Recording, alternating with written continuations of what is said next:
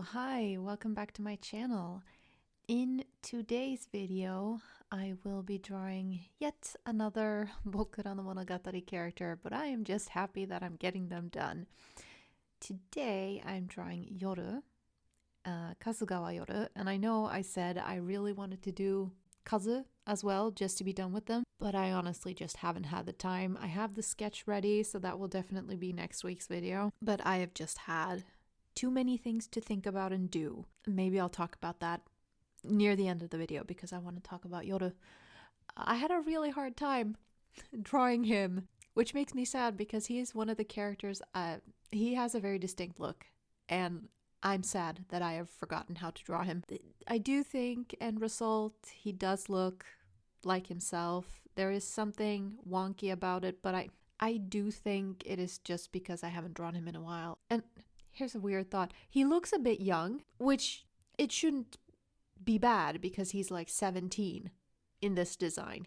So the fact that he looks young shouldn't be a problem. Just there's something off. Anyway, I had fun coloring this. Drawing it wasn't not so much, but coloring definitely. The hair took forever. I had forgotten how much I struggled with Yoru's hair. I definitely haven't figured out how to color it in Procreate. I don't know what to do with like his colored stripes and then the highlights, and I just need to figure out some setting that works. But his eyes are pretty. I like his eyes. But other than that little feeling of him not looking quite right, I'm really satisfied. I like this picture. I'm also really happy that I only have one left. I have one left that I promised, and then I know I said I might do 3 more characters. Did I say that?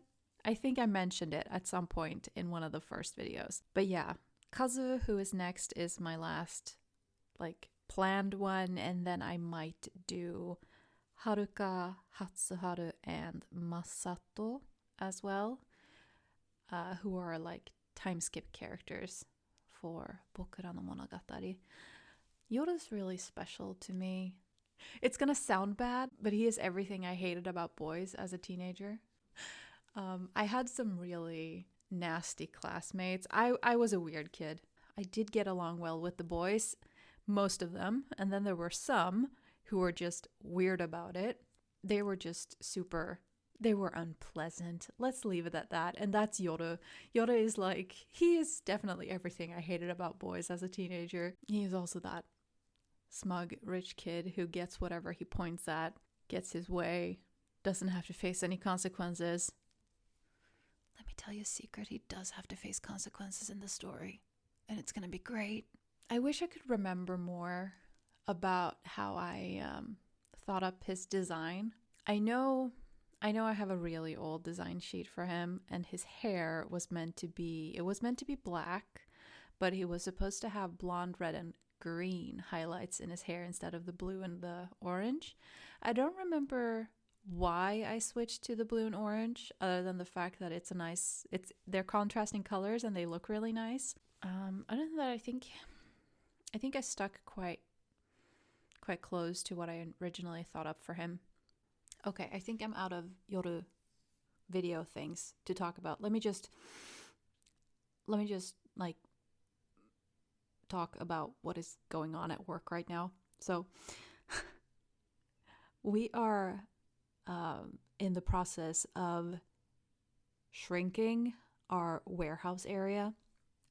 So COVID happened, right? And I work in a warehouse for an online store that sells basically like paint and DIY stuff and just like everything you can think of creative wise.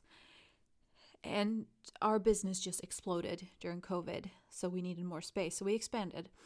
And now we've gone back down to kind of our regular level, a little bit above. And we obviously don't need that much space anymore. So we're in the process of shrinking our warehouse area down pretty much all the way back to what it was before, which is a process because we don't only have our own online store. How do I explain this? It used to be just one online store. Now it's two. So we need to put these two stores together on the same on the same like area, and it's possible. I have decided it's possible because I'm the one leading this whole thing, but we're in the process of moving one part into the main warehouse now, and it is just taking up so much of my brain power. Like yesterday, I was supposed to finish the video editing for this thing, but I could not, I just couldn't.